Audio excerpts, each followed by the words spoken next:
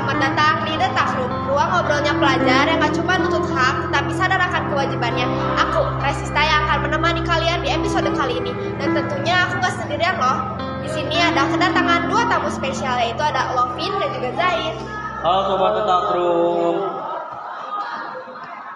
Boleh perkenalan dulu Lovin? Boleh ya. Boleh. Sesuai yang ada di thumbnail kan ada foto aku. Dan yang disebutkan Resista, kalau aku tuh namanya Lovin Muhammad. Halo Sobat The Takrub. Oke. Perkenalkan, nama aku Diana Pratama dan aku juga sebagai narasumber atau bisa disebut responden. Halo Sobat The Takrub. Oke, sekarang kita akan membahas tentang kawasan tanpa rokok dan juga ketertiban umum. Oke, menarik. Menarik banget. Sekarang kan lagi rame-ramenya nih tentang ketertiban umum, apalagi tentang kawasan tanpa rokok ya. Karena Iya. memang ada programnya. Iya. Ya. Betul. Dan sekarang aku mau kasih pertanyaan nih ke kalian. Apa sih ketertiban umum itu? Oke, mau dari siapa dulu nih? Zain deh, boleh. Oke.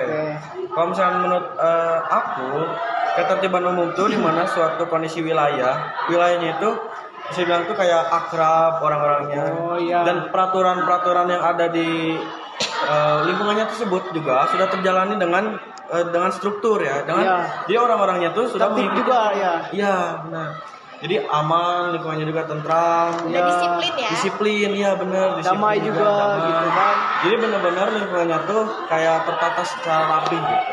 Iya. Seperti itu konsen dari sisi ketertiban umum. Oke, menurut kalian nih, hal-hal kecil ataupun hal-hal basic yang perlu kalian ketahui tentang ketertiban umum itu apa sih? Yang pasti, yang wajib banget semua orang tuh ketahui itu aturan di suatu tempatnya. Betul. Karena kalau misalkan kita ditempatkan pada suatu tempat, kita tuh harus melaksanakan aturan yang ada di tempat tersebut. Iya. Makanya ada kenapa? Makanya itu kenapa ada pepatah yang dia tuh bilang di mana bumi dipijak, di situ langit dijunjung. Nah, itu tuh kayak memiliki makna. Kalau misalkan kita ditempatkan pada suatu tempat, itu tuh kita harus menaati atau melaksanakan peraturan yang ada di tempat tersebut. Iya. Gitu. Karena kita lagi berada di tempat tersebut ya. Iya, karena kita ada di tempat tersebut. Sama aku mau nambahin nih, selain aturan yang wajib kita ketahui, ada juga konsekuensinya. Konsekuensinya juga perlu kita ketahui karena jika kita tahu aturannya tetapi tidak tahu konsekuensinya, kita akan berpikir bahwa melanggar aturan ini gak apa-apa gitu karena kita nggak tahu konsekuensinya nih. Nah, itu yang bahayanya. Iya. Nah, itu yang bahayanya. Makanya kita harus tahu konsekuensinya juga supaya kita ada rasa takut untuk melakukan melanggar. kejahatannya. Iya. Benar. Gitu. Bahkan pelanggarannya aja tuh diciptakannya sesuai dengan peraturan yang diciptakan. Betul. Jadi menyesuaikan peraturan dan juga pelanggaran. Iya gitu. Nah, seperti yang tadi kalian sudah bahas tentang konsekuensi. Menurut kalian, apa sih konsekuensi atau dampak yang bakal kita dapat ketika kita melanggar aturan-aturan itu? Misal, seperti tidak memakai seragam dengan rapi atau tidak lengkap, habis itu memakai tata rias dan juga terlambat datang ke sekolah. Oke, dari Lovin deh, mau yang mana dulu? Kita urutin aja lah ya. Jadi Urutin, boleh yang mana? seragam tidak rapi atau tidak lengkap ya. Boleh. Menurut aku sebenarnya ada dua pandangan sih. Ya, dua pandangan untuk seragam tidak lengkap. Iya. Pandangan pertama nih, kita masuknya ke pandangan yang mungkin kurang kurang berguna lah ya. Ya. Misalkan karena Jadi bukan kurang berguna, jadi siswa itu tuh seperti kurang menuruti aturan ya. Iya. Jadi melanggar emang karena dia tuh ingin melanggar. Karena ingin terlihat keren aja gitu. Ya, benar. Pergaulan sih sebenarnya mah. Bahayanya dari pergaulan. Ya, bahaya pergaulan. Dan bahkan biasanya ya, kalau misalkan siswa menggunakan seragam, itu kan seragam termasuk aturan kan. Betul. Nah, biasanya mereka tuh merasa tidak nyaman karena full seragam itu kayak membuat mereka tuh ngerasa ada hal yang gak nyaman. Ya kayak culun gitu. Iya. Betul kayak gitu, benar. terutama pandangan kedua ya itu. Ya, itu pandangan kedua. Pandangan pertama. Masih pandangan pertama nih. Pertama. Nah, jadi kayak nyaman. Ya, masih gak nyaman. Jadi mereka tuh emang sengaja melepas atribut Ya, tersebut betul. untuk kenyamanannya. Padahal atribut tersebut tuh menjadi ciri seseorang di suatu tempat. Contohnya seragam sekolah itu tuh melambangkan bahwa kita tuh seorang siswa yang sedang belajar gitu. Seorang pelajar yang masih harus menuntut ilmu di sekolah. Gitu. Untuk pandangan kedua lebih. Sabar, kita bahas dulu konsekuensinya nih. Boleh. Di pandangan pertama ini kan udah jelas ya, karena emang kesengajaan mereka. Kalau sampai guru tahu nih, kalau mereka sengaja mengeluarkan baju, pasti itu mendapat teguran lisan udah pasti, dan jika Iya. siswa tersebut ngeyel maka mereka bisa dikasih SP nih teman-teman. Itu yang paling bahaya itu SP. Apalagi kalau misalnya SP-nya sudah menumpuk ya. Itu Betul. paling bahaya. Bisa terkena drop out atau DO Iya. yang saya sebutnya itu bahaya. Dan biasanya kalau misalkan siswa gak pakai seragam rapi, kalau lewat guru tuh suka malu-malu ya. Iya, Betul, takut ya, takut kayak Ya. ada yang disembunyiin gitu. Suka menyembunyiin. Kan kalau seragam normal ya datang salam Kan ke guru. salam, masih berani gitu Iya, masih ya. berani. Cuman kalau misalkan seragam gak lengkap, kita mau ngedekat ke guru aja tuh takut ketahuan. Putar kalau balik iya, ya. putar balik. Atau gak pura-pura gak lihat. Iya, biasanya. gitu. Itu yang gak boleh dilaksanain. Betul. Nah, untuk pandangan kedua, mungkin saja siswa tersebut masih belum cukup lah, belum Memiliki kecukupan Iya, membeli ya. Ya, karena mungkin ekonominya Ya, lagi sulit benar. gitu. Ekonomi. Atau masih dia ngeprioritasin, mungkin kalau ada uangnya juga dia masih ngeprioritasin yang kebutuhan-kebutuhan lain gitu yang benar-benar Betul. dia butuhin. Kalau itu konsekuensinya sih menurut aku nih ya, guru juga masih bisa diajak ngobrol lah ya, gitu bisa bertoleransi. Bahkan sekarang kan ada yang biasanya disebut dengan BK ya. Betul. Itu BK tuh bisa kita seperti apa ya? Kayak Ngobrol ya. ngobrol dengan guru Betul. mengenai masalah apa yang kita alami gitu kan. Betul. Jadi guru juga tahu masalah yang kita alami dan Kenapa kita bisa ngasih saran nggak itu terhadap ya? kita Kenapa ya. kita nggak pakai atribut? Ya, dan malah bisa membantu kita untuk membelikan atau bukan membelikan, dia membantu kita mendapatkan satu atribut seperti itu. Betul. Oke. Yang kedua apa? Oke, menurut kalian nih, ketika kalian melihat orang yang melanggar itu gimana sih? Oke, sebelum yang melanggar kita coba dulu yang lain, peraturan yang lain. Yang datang terlambat deh, coba gimana? Oke, ini juga ada dua pandangan teman-teman.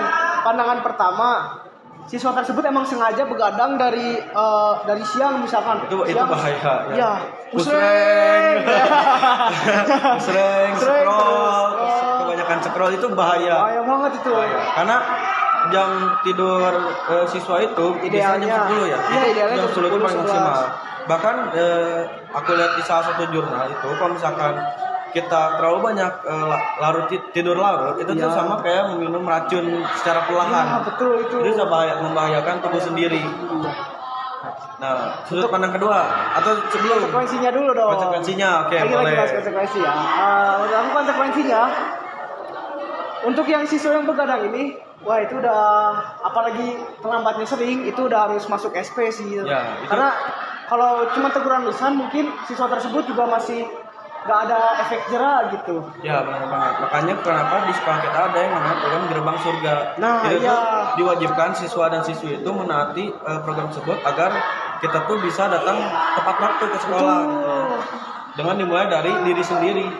Nah itu konsekuensi kedua nih, bukan konsekuensi. Jadi seperti pandangan kedua. Pandangan kedua. Nah, Kita lanjut ke pandangan kedua. boleh. Oke, pandangan kedua itu karena banyak pelajar-pelajar di Indonesia ini yang dalam tanda kutip ya kekurangan. Jadi mereka harus Memenuhi bekerja, ekonominya gitu, juga, ya, gitu memenuhi ya. ekonomi, misalkan jualan gitu sampai larut malam. Kalau itu sih emang Ada dua sebenarnya- pandangan gitu dua ya, pandangan bisa juga. ditolerin ataupun masih Tidak, gitu. tidak ya. Karena kan ini juga tambahan untuk beberapa murid itu juga masih memiliki banyak aktivitas. Betul. Aktivitas yang emang yang dipaksakan dirinya untuk dia tuh tidur larut malam. Iya, Itu juga yang bisa menyebabkan keterlambatannya datang ke sekolah. betul. Karena banyak ya di Indonesia ini pelajar-pelajar yang udah harus menafkahi keluarganya atau Iya. bahkan menafkahi adik-adiknya gitu. Makanya teman-teman. kenapa ada julukan seperti kayak dipaksakan dewasa sejak dini. Iya, gitu.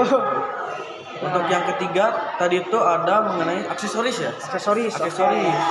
Kalau aksesoris sih sudah pasti ya. Siswa tersebut ingin terlihat keren gitu, ingin terlihat mengikuti perkembangan zaman lah ya. Ya, Gitu. gaul gitu ya. Iya, gitu, pengennya gaul. Padahal mah kita harus menuruti aturan yang Aturan ada di sekolah, aturan yang ya. ada di lingkungan tersebut. Betul. Atau di sekolah. Ya, terkadang cowok-cowok tuh pakai gelang-gelang besi itu loh. Iya, Ah, iya, karena itu. kan di setiap perkembangan zaman tuh pasti fashion tuh bakal berubah terus kan Betul. gitu, modelnya. Nah itu mungkin yang menyebabkan mereka juga mengikuti hal seperti itu. Padahal identitas dirinya itu sebagai remaja. Iya. Dan remaja itu berada di sekolah ataupun sebagai pelajar seperti itu. Tuh.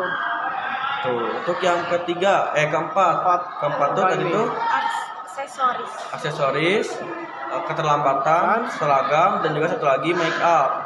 Make up ya. make up tuh alasan paling utama itu karena nggak pede gitu Iya, ya. nggak pede. Karena kebanyakan bukan siswa tapi siswi itu mereka tuh jika tidak memakai makeup tuh suka Ya. kelihatan kurang pede gitu ya. Betul. Nah, padahal di suatu aturan itu makeup itu dilarang dan Ya. malahan kepercayaan diri itu merupakan modal bagi siswa ataupun siswi yang ingin sukses. Ya. Nah, itu kepercayaan diri itu modal paling besar bisa dibilang. Oke, menurut kalian nih, kalau misalnya ada siswa ataupun siswi yang ngecat rambut itu gimana nih? Wah, ngecat Itu rambut. sih udah Itu sebenarnya rada bahaya ya. bahaya banget. Karena apalagi siswi yang memakai kerudung biasanya. Ya. Karena petugas sekolah itu susah melihat jika siswi tersebut memakai kerudung. Ya. Jadi kita tuh gak bisa petugas sekolah tuh gak bisa lihat kalau misalkan dia tuh berwarna atau tidak rambutnya. Ya. Ya Karena- seperti itu. Dan itu juga melanggar aturan sekali ya. Kita harus sudah kena teguran tingkat lanjut lah ya Ya. istilahnya gitu. Teguran tingkat lanjut dan bisa dengan konsekuensinya ditemin lagi ya bisa. Iya, kan? bisa. Bisa ditemin lagi. Keluar duit lagi dong. Iya, keluar duit lagi. Atau mungkin terkecuali Ya. model yang bisa Ya. bikin nama baik sekolah Ya. naik. Nah, iya ini bisa ditoleransi. Panggung ke panggung Ya, gitu. karena Ya. pernah aku dengar di salah satu pembinaan waktu di sekolah itu siswa yang memiliki kreativitas atau memiliki keterampilan tertentu seperti model itu malah didukung oleh sekolah, ya didukung oleh sekolah untuk melanjutkan hal tersebut karena itu passion mereka Iya. dan juga asalkan berpenghasilan dan juga Iya. bisa memiliki Membawa nama kemampuan baik. sendiri. Membawa Iya, nama baik sekolah. membawa nama baik sekolah gitu. Gitu. Oke, menurut kalian nih, ketika kalian melihat orang yang melanggar aturan, itu menurut kalian gimana? Gimana Lovin kalau menurut kamu? Kalau misalnya aku pasti. pribadi sih gregetan. Iya sama dong. Gregetan sama dong. Greget kan kayak Ya, greget. ngapain sih ini udah ada aturan gitu, kenapa masih dilanggar gitu. Jadi kayak ibaratnya aturan diciptakan untuk dilanggar seperti itu. betul. Padahal mah tidak, aturan Ya. diciptakan untuk kita patuhi. Malah semakin banyak aturan itu malah kelihatannya semakin banyak yang melanggar karena Betul. aturan juga banyak. Iya. Seperti itu. Jadi intinya mah kita gregetan. Greget Bacakan, pokoknya. ya. Ya. Oke, menurut kalian nih, apa sih manfaat kalau misalnya kita mematuhi aturan? Oh, banyak Banyak. sebenarnya. Tapi kalau misalkan aku pribadi tuh ngerasa kayak seneng banget sih kalau Iya, misalkan iya seneng banget kalau misalkan kita tuh udah ngetaatin aturan tersebut gitu. Betul kayak Apalagi kalau misalkan kita udah kayak bukan nularin ya, jadi kayak ngasih petunjuk, jadi kasih contoh ke siswa-siswi lainnya juga. Iya.